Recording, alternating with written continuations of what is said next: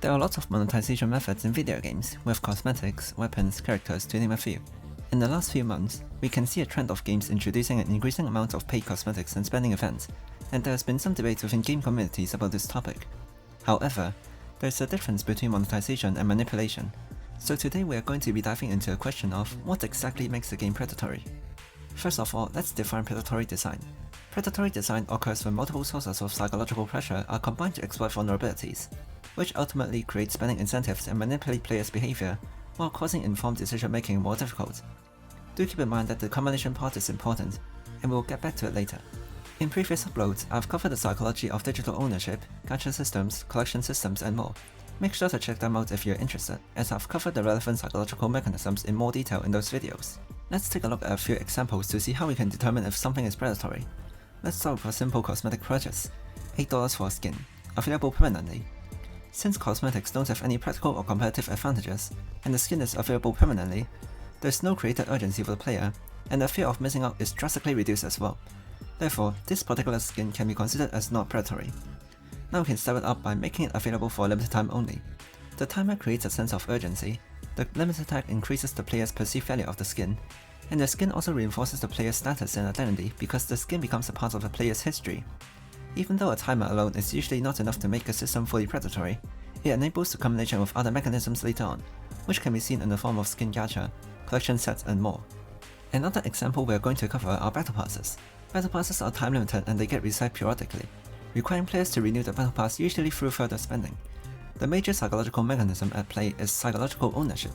I've briefly covered this in the previous video, but interestingly, psychological ownership can take place even when we don't actually own the item. So in the context of a battle pass, we can level up and gain more rewards. While the rewards are free, we're still required to spend effort or buy levels to get all of the rewards. This makes players think that giving up the battle pass means losing rewards they already own, which incentivizes them to invest more time or even buying levels. On top of that, players are often able to see the rewards they are missing out from the paid tracks within the interface. So if a player decides to purchase a higher tier, it makes the psychological ownership even stronger because there are more rewards on the battle pass that they can get by leveling up, which forces the players into a cycle. It is also common for games to add exclusive items into the battle pass. Since the battle pass is time limited, it is similar to the time limited cosmetics, which creates a sense of urgency and utilizes the fear of missing out. Therefore, battle passes do meet the definition of predatory design because they combine psychological ownership, FOMO, and time pressure. In live service games, there are often spending events or rebate events, which provide rewards for players' cumulative spending. This is an interesting one. If rebate systems are time limited, they're utilizing the same psychological mechanisms as limited time cosmetics, because they are very similar in nature. However, if we look at a cumulative spending reward system that isn't time limited, there's no sense of urgency, there's a very small amount of FOMO. The rewards are kind of just there, sitting until you spend enough and eventually hit those benchmarks. The threshold for the more attractive rewards are much higher, and the huge price tag is going to turn most people off. Since there's significantly less psychological pressure and no time pressure or FOMO, a permanent cumulative spending reward system does not meet the definition and is not predatory. However, in a lot of live service games, the spending events are often limited time, and they're entirely different because they are coupled with more systems.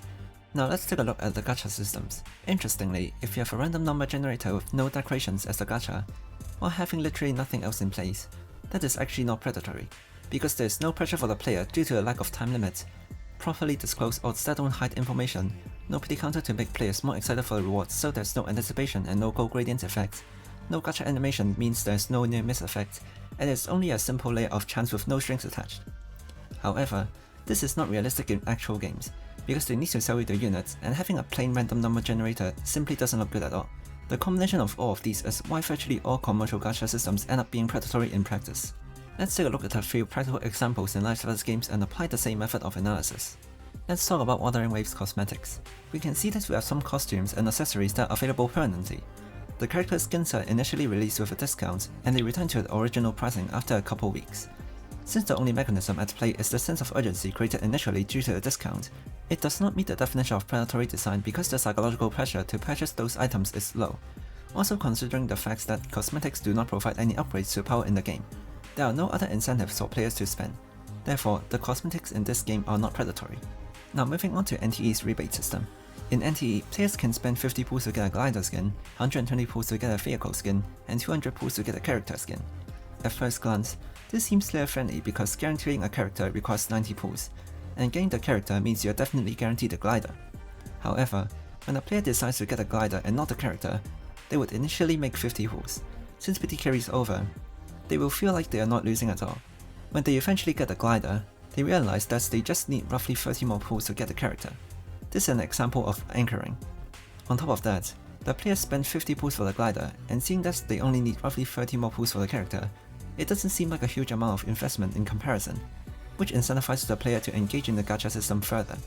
From this example, we can see how the rebate system couples with the gacha system to utilize the psychological mechanisms on both of the systems, on top of the goal gradient effect introduced by the pity counter, to strongly influence the player's decision into engaging with the gacha system more than they plan to.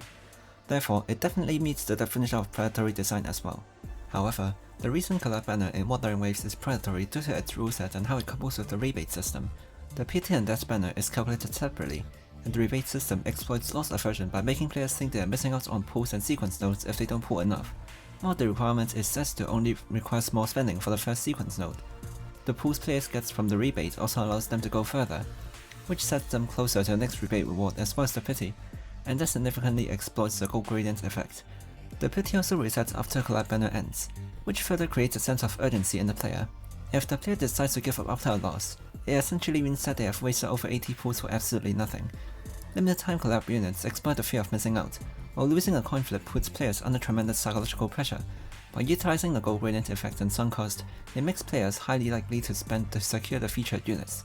From this, we can see that there is a huge combination of psychological mechanisms influencing the player's decision making, inducing a tremendous amount of pressure, which exactly meets the definition of predatory design. As we can see from the examples and case studies, a system being predatory is not just about the price tag. It is about a combination of mechanisms creating tremendous psychological pressure for the players.